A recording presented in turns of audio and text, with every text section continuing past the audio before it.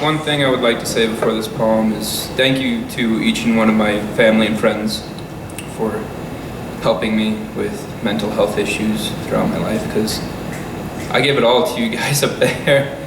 I would not be around if it wasn't for you guys. Thank you.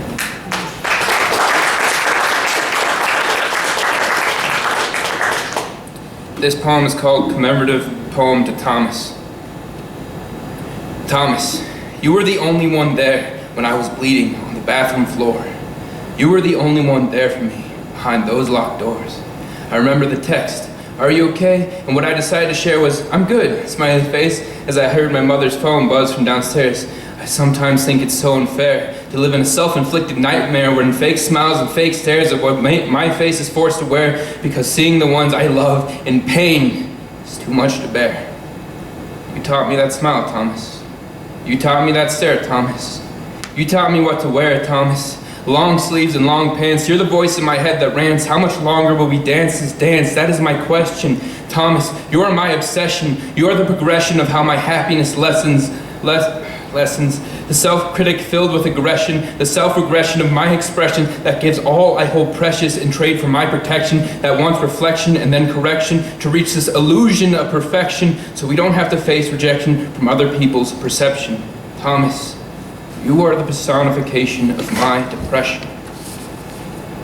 I am a dreamer facing the Grim Reaper, but a firm believer that the seeker and cautious reader that reads the darkest features will feel richer, and that a man like Thomas can be a great teacher. The most important thing you have taught me is to treasure happiness.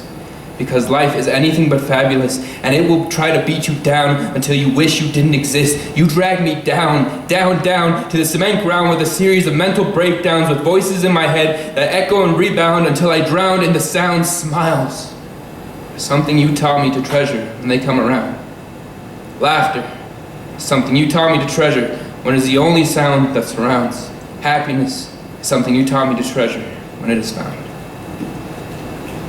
Thomas, we have been together for so long, and through this bond you have taught me how to be strong, that bones may break from my mistakes, and with those broken bones, one day I have to climb a staircase with a heartbreak, a headache, and an earthquake, but no matter how much pain I intake, I need to keep climbing, because I was meant for more than to die in this place. I was meant to be something great. I have dreams to chase, and that hope is something that should never be erased. You made my moon twist and put slits on my wrist to the point where I was breaking to bits, losing hope and happiness, and having other people witness and pushing them away, pretending it's none of their business, pushing my mind past its limits. Thomas, you are the one I have to live with. Thomas, the critic of myself, the one that damaged my health, you taught me that I can't do this without help. You taught me that talking to others can help you recover from being a cutter, that it's better than having others watch you suffer, that in stormy weather, it's always better to face it together. Thomas, I would like to thank you. I thank you for making me realize how many people care, how many people would be willing to share as you both sit in the car chairs in the chilling 3 a.m. air, how that with family and friends, you don't have to pretend to be okay, because they will always lend a hand to try to help you mend, and no matter what happens in the end, they will always be willing to do it again.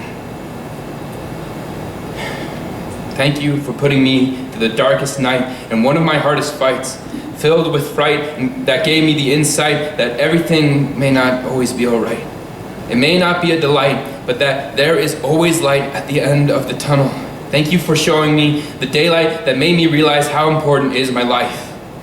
Thomas, my obsession, the progression of how my happiness lessens, the self-critic filled with aggression, the self-regression of my expression that gives all I hold precious in trade for my protection, that wants reflection and then correction to reach this illusion of perfection so we don't have to face rejection from other people's perception, the personification of my depression.